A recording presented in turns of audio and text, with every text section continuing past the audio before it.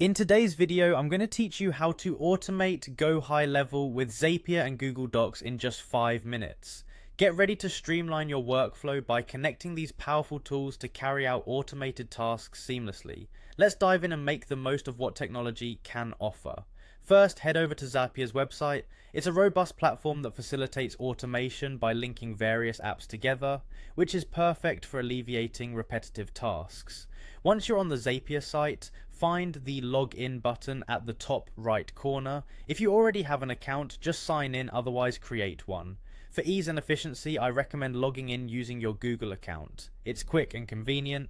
Once you're logged into Zapier, navigate to the home section. This is where you can access all your automated processes known as Zaps. Now direct your attention to the Create button. Clicking this will initiate the process of creating a new Zap. The next step is to locate the Zaps section where you can manage and create connections between your apps.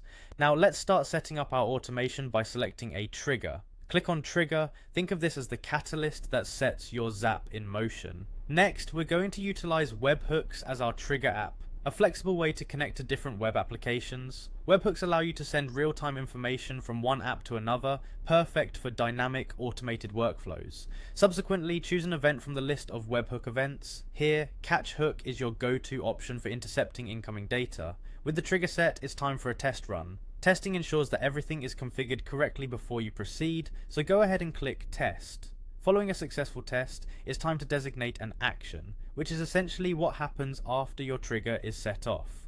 In the search bar, type Docs. You want to filter through the apps and select Google Docs.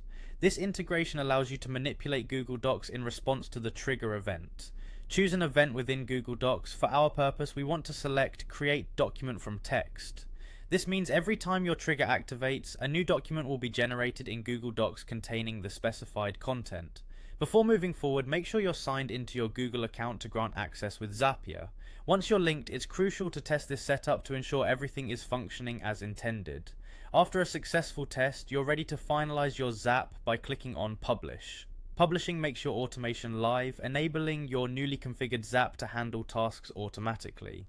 And there you have it, you've just created a seamless automation with Zapier and Google Docs, taking Go High Level to another, more productive level. By following these steps, you'll save time and effort, allowing you to focus on what truly matters. Thank you for tuning in and happy automating.